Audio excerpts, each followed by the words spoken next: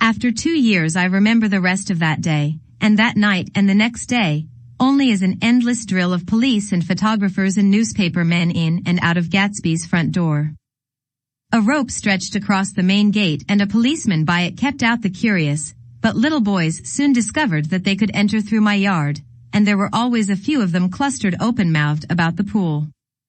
Someone with a positive manner, perhaps a detective, used the expression madman as he bent over Wilson's body that afternoon, and the adventitious authority of his voice set the key for the newspaper reports next morning. Most of those reports were a nightmare, grotesque, circumstantial, eager, and untrue. When Michaelis's testimony at the inquest brought to light Wilson's suspicions of his wife, I thought the whole tale would shortly be served up in racy pasquinade, but Catherine, who might have said anything, didn't say a word. She showed a surprising amount of character about it too, looked at the coroner with determined eyes under that corrected brow of hers, and swore that her sister had never seen Gatsby, that her sister was completely happy with her husband, that her sister had been into no mischief whatever. She convinced herself of it, and cried into her handkerchief, as if the very suggestion was more than she could endure. So Wilson was reduced to a man deranged by grief in order that the case might remain in its simplest form. And it rested there. But all this part of it seemed remote and unessential. I found myself on Gatsby's side, and alone. From the moment I telephoned news of the catastrophe to West Egg Village, every surmise about him, and every practical question, was referred to me. At first I was surprised and confused. Then, as he lay in his house and didn't move or breathe or speak, hour upon hour, it grew upon me that I was responsible, because no one else was interested, with that intense personal interest to which everyone has some vague right at the end. I called up Daisy half an hour after we found him, called her instinctively and without hesitation. But she and Tom had gone away early that afternoon, and taken baggage with them. Left no address? No. Say when they'd be back? No. Any idea where they are? How I could reach them? I don't know. Can't say. I wanted to get somebody for him. I wanted to go into the room where he lay and reassure him, I'll get somebody for you, Gatsby. Don't worry. Just trust me, and I'll get somebody for you. Meyer Wolfshiem's name wasn't in the phone book. The butler gave me his office address on Broadway, and I called information, but by the time I had the number it was long after 5, and no one answered the phone. Will you ring again? I've rung 3 times. It's very important. Sorry. I'm afraid no one's there. I went back to the drawing room and thought for an instant that they were chance visitors, all these official people who suddenly filled it. But, though they drew back the sheet and looked at Gatsby with shocked eyes, his protest continued in my brain. Look here, old sport, you've got to get somebody for me. You've got to try hard. I can't go through this alone. Someone started to ask me questions, but I broke away and going upstairs looked hastily through the unlocked parts of his desk. He'd never told me definitely that his parents were dead. But there was nothing, only the picture of Dan Cody, a token of forgotten violence, staring down from the wall. Next morning I sent the butler to New York with a letter to Wolfshiem, which asked for information and urged him to come out on the next train. That request seemed superfluous when I wrote it. I was sure he'd start when he saw the newspapers, just as I was sure there'd be a wire from Daisy before noon, but neither a wire nor Mr. Wolfshiem arrived. No one arrived except more police and photographers and newspaper men. When the butler brought back Wolfshiem's answer I began to have a feeling of defiance, of scornful solidarity between Gatsby and me against them all. Dear Mr. Carraway, this has been one of the most terrible shocks of my life to me. I hardly can believe it that it is true at all. Such a mad act as that man did should make us all think. I cannot come down now as I am tied up in some very important business and cannot get mixed up in this thing now. If there is anything I can do a little later let me know in a letter by Edgar. I hardly know where I am when I hear about a thing like this and am completely knocked down and out. Yours truly, Meyer Wolfshiem. And then hasty addenda beneath. Let me know about the funeral, etc. Do not know his family at all. When the phone rang that afternoon and long distance said Chicago was calling, I thought this would be Daisy at last. But the connection came through as a man's voice, very thin and far away. This is Slagle speaking. Yes, yes. The name was unfamiliar. Hell of a note, isn't it? Get my wire? There haven't been any wires. Young Park's in trouble, he said rapidly. They picked him up when he handed the bonds over the counter. They got a circular from New York giving M the numbers just 5 minutes before. What'd you know about that, hey? You never can tell in these hick towns. Hello. I interrupted breathlessly. Look here, this isn't Mr. Gatsby. Mr. Gatsby's dead.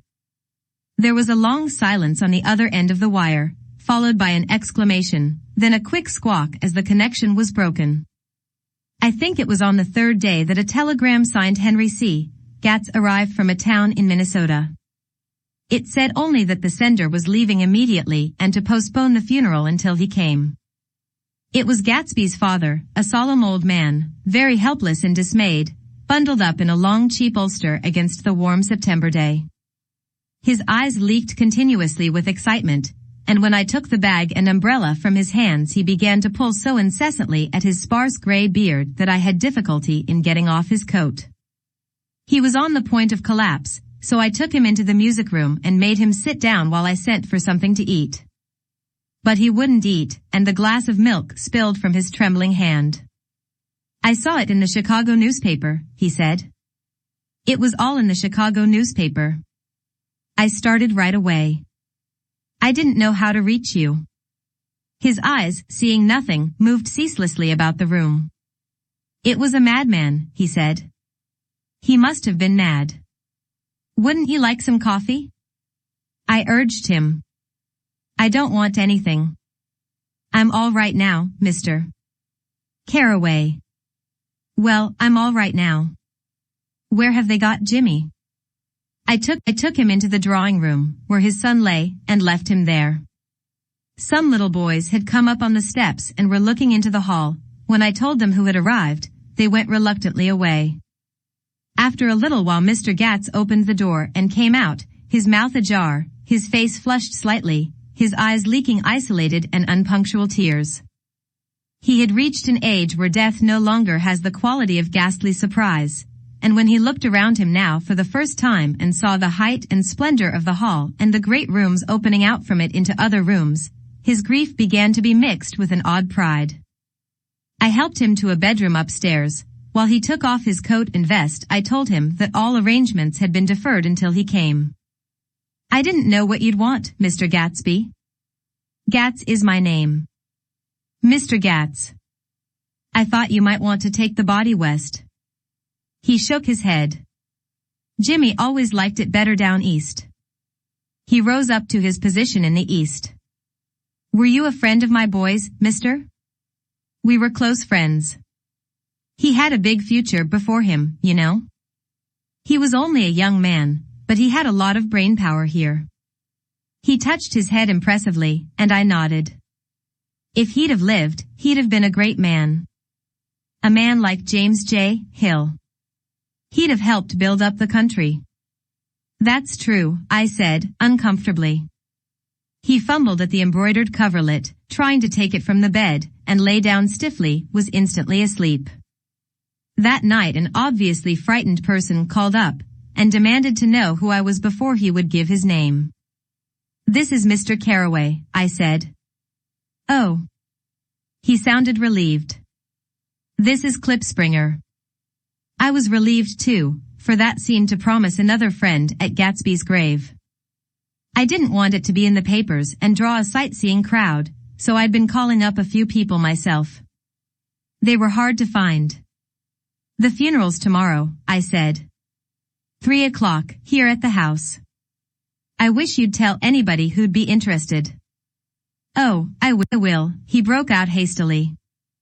Of course I'm not likely to see anybody, but if I do. His tone made me suspicious. Of course you'll be there yourself. Well, I'll certainly try. What I called up about is... Wait a minute, I interrupted. How about saying you'll come? Well, the fact is, the truth of the matter is that I'm staying with some people up here in Greenwich, and they rather expect me to be with them tomorrow. In fact, there's a sort of picnic or something. Of course I'll do my best to get away. I ejaculated an unrestrained huh. And he must have heard me, for he went on nervously. What I called up about was a pair of shoes I left there.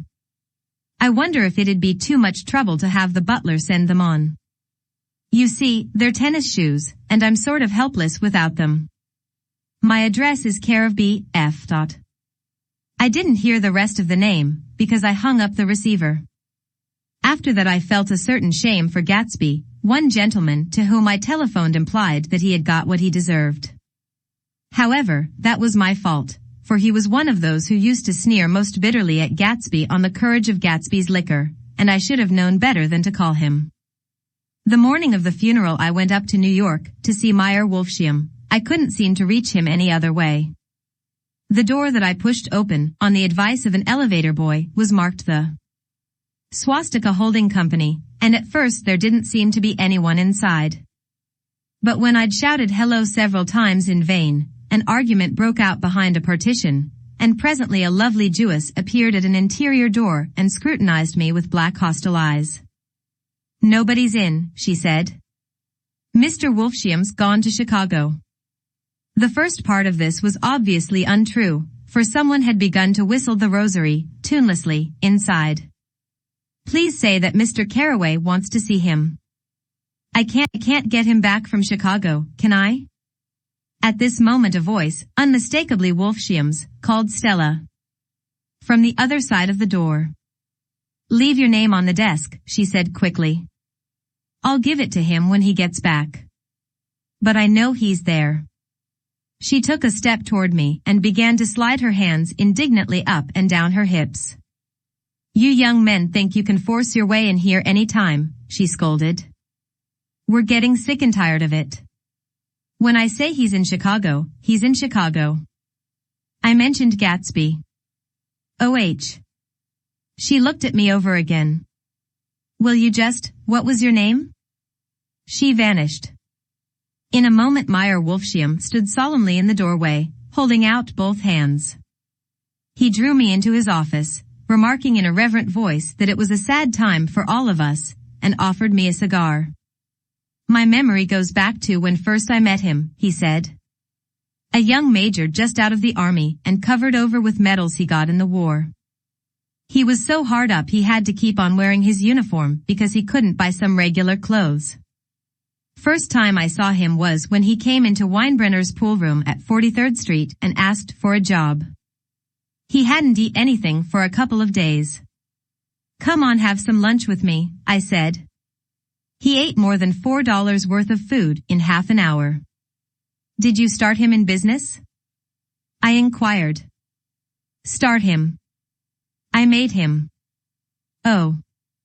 I raised him up out of nothing, right out of the gutter. I saw right away he was a fine-appearing, gentlemanly young man, and when he told me he was at Oxford I knew I could use him good. I got him to join the American Legion and he used to stand high there. Right off he did some work for a client of mine up to Albany. We were so thick like that in everything, he held up two bulbous fingers, always together. I wondered if this partnership had included the World Series transaction in 1919. Now he's dead, I said after a moment. You were his closest friend, so I know you'll want to come to his funeral this afternoon. I'd like to come. Well, come then. The hair in his nostrils quivered slightly, and as he shook his head his eyes filled with tears. I can't do it, I can't get mixed up in it, he said.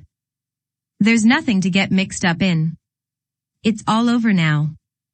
When a man gets killed I never like to get mixed up in it in any way. I keep out. When I was a young man it was different. If a friend of mine died, no matter how, I stuck with them to the end. You may think that's sentimental, but I mean it, to the bitter end. I saw that for some reason of his own he was determined not to come, so I stood up. Are you a college man? he inquired suddenly. For a moment I thought he was going to suggest a connection, but he only nodded and shook my hand. Let us learn to show our friendship for a man when he is alive and not after he is dead, he suggested. After that my own rule is to let everything alone. When I left his office the sky had turned dark and I got back to West Egg in a drizzle. After changing my clothes, I went next door and found Mr. Gats walking up and down excitedly in the hall. His pride in his son and in his son's possessions was continually increasing, and now he had something to show me. Jimmy sent me this picture. He took out his wallet with trembling fingers. Look there. It was a photograph of the house, cracked in the corners and dirty with many hands. He pointed out every detail to me eagerly. Look there. And then sought admiration from my eyes. He had shown it so often that I think it was more real to him now than the house itself. Jimmy sent it to me. I think it's a very pretty picture. It shows up well. Very well. Had you seen him lately? He come out to see me 2 years ago and bought me the house I live in now. Of course we was broke up when he run off from home, but I see now there was a reason for it. He knew he had a big future in front of him. And ever since he made a success he was very generous with me. He seemed reluctant to put away the picture, held it for another minute, lingeringly, before my eyes. Then he returned the wallet and pulled from his pocket a ragged old copy of a book called Hopalong Cassidy. Look here, this is a book he had when he was a boy. It just shows you. He opened it at the back cover and turned it around for me to see. On the last flyleaf was printed the word schedule, and the date September 12th, 1906. And underneath. Rise from bed. 6 o'clock. a.m. Dumbbell exercise and wall scaling. 6:15, 6:30. Study electricity, etc. 7:15, 8:15. Work. 8:30, 4:30. p.m. Baseball and sports. 4:30, 5:00. Practice elocution, poise and how to attain it. 5:00, 6:00. Study needed inventions. 7:00, 9:00. I came across this book by accident, said the old man. It just shows you, don't it? It just shows you. Jimmy was bound to get ahead. He always had some resolves like this or something. Do you notice what he's got about improving his mind? He was always great for that. He told me I eat like a hog once, and I beat him for it. He was reluctant to close the book, reading each item aloud and then looking eagerly at me. I think he rather expected me to copy down the list for my own use. A little before 3 the Lutheran minister arrived from Flushing, and I began to look involuntarily out the windows for other cars. So did Gatsby's father. And as the time passed and the servants came in and stood waiting in the hall, his eyes began to blink anxiously, and he spoke of the rain in a worried, uncertain way. The minister glanced several times at his watch, so I took him aside and asked him to wait for half an hour. But it wasn't any use. Nobody came. About 5 o'clock our procession of 3 cars reached the cemetery and stopped in a thick drizzle beside the gate, first a motor hearse, horribly black and wet, then Mr. Gats and the minister and me in the limousine, and a little later 4 or 5 servants and the postman from West Egg, in Gatsby's station wagon, all wet to the skin. As we started through the gate into the cemetery, I heard a car stop and then the sound of someone splashing after us over the soggy ground. I looked around. It was the man with allied glasses whom I had found marveling over Gatsby's books in the library one night 3 months before. I'd never seen him since then. I don't know how he knew about the funeral, or even his name. The rain poured down his thick glasses, and he took them off and wiped them to see the protecting canvas unrolled from Gatsby's grave. I tried to think about Gatsby then for a moment, but he was already too far away, and I could only remember, without resentment, that Daisy hadn't sent a message or a flower. Dimly I heard someone murmur, "Blessed are the dead that the rain falls on," and then the owl-eyed man said amen to that, in a brave voice. We straggled down quickly through the rain to the cars. Owl Eyes spoke to me by the gate. "I couldn't get to the house," he remarked. Neither could anybody else. "Go on," he started. "Why, my God. They used to go there by the hundreds." He took off his glasses and wiped them again, outside and in. "The poor son of a bitch," he said. One of my most vivid memories is of coming back west from prep school and later from college at Christmas time. Those who went farther than Chicago would gather in the old dim Union Station at 6 o'clock of a December evening, with a few Chicago friends, already caught up into their own holiday gaieties, to bid them a hasty goodbye. I remember the fur coats of the girls returning from Miss This or That's and the chatter of frozen breath and the hands waving overhead as we caught sight of old acquaintances, and the matchings of invitations. "Are you going to the Ordways? The Herseys? The Schultzes?" And the long green tickets clasped tight in our gloved hands. And last the murky yellow cars of the Chicago, Milwaukee and St. Paul Railroad looking cheerful as Christmas itself on the tracks beside the gate. When we pulled out into the winter night and the real snow, our snow, began to stretch out beside us and twinkle against the windows, and the dim lights of small Wisconsin stations moved by, a sharp wild brace came suddenly into the air. We drew in deep breaths of it as we walked back from dinner through the cold vestibules, unutterably aware of our identity with this country for one strange hour, before we melted indistinguishably into it again.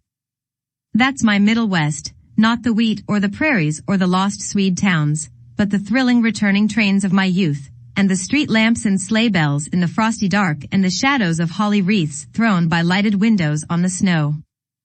I am part of that, a little solemn with the feel of those long winters, a little complacent from growing up in the Caraway house in a city where dwellings are still called through decades by a family's name. I see now that this has been a story of the West. After all, the Tom and Gatsby, Daisy and Jordan and I, were all Westerners, and perhaps we possessed some deficiency in common which made us subtly unadaptable to Eastern life. Even when the East excited me most, even when I was most keenly aware of its superiority to the bored, sprawling, swollen towns beyond the Ohio, with their interminable inquisitions which spared only the children and the very old, even then it had always for me a quality of distortion. West Egg, especially, still figures in my more fantastic dreams. I see it as a night scene by El Greco, 100 houses, at once conventional and grotesque, crouching under a sullen, overhanging sky and a lusterless moon. In the foreground 4 solemn men in dress suits are walking along the sidewalk with a stretcher on which lies a drunken woman in a white evening dress. Her hand, which dangles over the side, sparkles cold with jewels. Gravely the men turn in at a house, the wrong house. But no one knows the woman's name, and no one cares. After Gatsby's death the East was haunted for me like that, distorted beyond my eyes' power of correction. So, when the blue smoke of brittle leaves was in the air and the wind blew the wet laundry stiff on the line, I decided to come back home. There was one thing to be done before I left, an awkward, unpleasant thing that perhaps had better have been let alone. But I wanted to leave things in order and not just trust that obliging and indifferent sea to sweep my refuse away. I saw Jordan Baker and talked over and around what had happened to us together, and what had happened afterward to me, and she lay perfectly still, listening, in a big chair. She was dressed to play golf, and I remember thinking she looked like a good illustration, her chin raised a little jauntily, her hair the color of an autumn leaf, her face the same brown tint as the fingerless glove on her knee. When I had finished she told me without comment that she was engaged to another man. I doubted that, though there were several she could have married at a nod of her head, but I pretended to be surprised. For just a minute I wondered if I wasn't making a mistake, then I thought it all over again quickly and got up to say goodbye. "Nevertheless you did throw me over," said Jordan suddenly. "You threw me over on the telephone. I don't give a damn about you now, but it was a new experience for me, and I felt a little dizzy for a while." We shook hands. Oh, and do you remember, she added, a conversation we had once about driving a car? Why, not exactly. You said a bad driver was only safe until she met another bad driver? Well, I met another bad driver, didn't I? I mean, it was careless of me to make such a wrong guess. I thought you were rather an honest, straightforward person. I thought it was your secret pride. I'm 30, I said. I'm 5 years too old to lie to myself and call it honor. She didn't answer. Angry, and half in love with her, and tremendously sorry, I turned away. One afternoon late in October I saw Tom Buchanan. He was walking ahead of me along Fifth Avenue in his alert, aggressive way, his hands out a little from his body as if to fight off interference, his head moving sharply here and there, adapting itself to his restless eyes. Just as I slowed up to avoid overtaking him, he stopped and began frowning into the windows of a jewelry store. Suddenly he saw me and walked back, holding out his hand. What's the matter, Nick? Do you object to shaking hands with me? Yes. You know what I think of you. You're crazy, Nick, he said quickly. Crazy as hell. I don't know what's the matter with you. Tom, I inquired, what did you say to Wilson that afternoon? He stared at me without a word, and I knew I had guessed right about those missing hours. I started to turn away, but he took a step after me and grabbed my arm. I told him the truth, he said. He came to the door while we were getting ready to leave, and when I sent down word that we weren't in, he tried to force his way upstairs. He was crazy enough to kill me if I hadn't told him who owned the car. His hand was on a revolver in his pocket every minute he was in the house, he broke off defiantly. What if I did tell him? That fellow had it coming to him. He threw dust into your eyes just like he did in Daisy's, but he was a tough one. He ran over Myrtle like you'd run over a dog and never even stopped his car. There was nothing I could say, except the one unutterable fact that it wasn't true.